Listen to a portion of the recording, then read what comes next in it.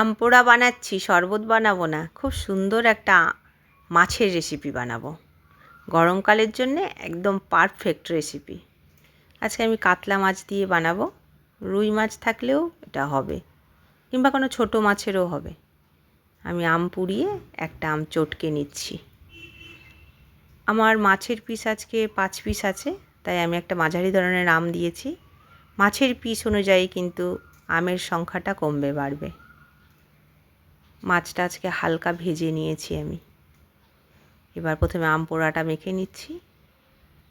আমি প্রত্যেকটা জিনিস এই যে রেসিপিটাতে দেব, আমি 2-3 সেকেন্ড পর পর এটাতে অ্যাপ্লাই করে ম্যারিনেট করব।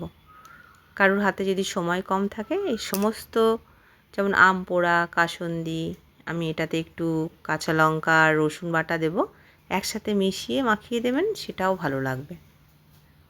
এবার আমি কাসুন্দিটা এটার মধ্যে, মাছের মধ্যে মাখিয়ে নেব। গরমকালে এই কাসুন্দি দিয়ে মাছের যে ঝালটা আমরা করি, ভীষণ কিন্তু ভালো লাগে। আর কাসুন্দি দিলে একটু টক বেশি দিলে সেটা আরও বেশি ভালো লাগে। এবার আমি কাঁচা লঙ্কা আর রসুন এটাতে মেখে নেব।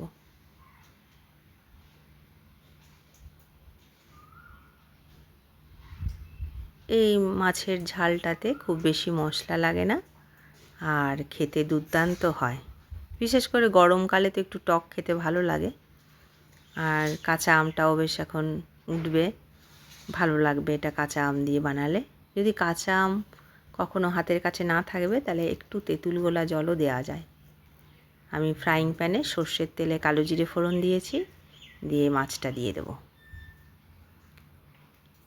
মাছটা দিয়ে একটু উল্টে পাল্টে তারপর এটাতে ম্যারিনেট করে যেই পাত্রটাতে ম্যারিনেট করেছিলাম, ওটা ধুয়ে জল দিয়ে দেবো। খুব অল্প সামান্য জল দিতে হবে, কেননা আমার তো এটা ঝোল হবে না, একটু মাখা মাখা হবে। ব্যাস, এই জলটা দিয়ে একটু ফুটতে টাইম দেব। তারপর এটা যেহেতু একটু ঝাল ঝাল হবে, এটা ঝাল টক সব কিছুর একটা খুব সুন্দর টেস্টের মিশ্রণ পাওয়া যায়। উপর থেকে একটু কাঁচা তেল দিয়ে দেবো।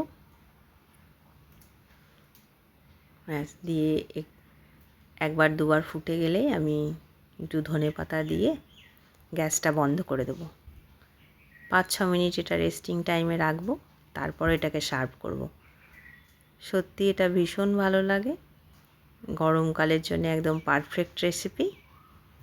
এটা একবার বানিয়ে দেখবেন, ঘরের সবাই খেয়ে খুব ভালো বলবে। এটা আমি আজকে কাতলা মাছ দিয়ে বানিয়েছি। যে কোনো রকমের মাছ দিয়ে এটা বানাবেন, ভালো লাগবে রেসিপিটা।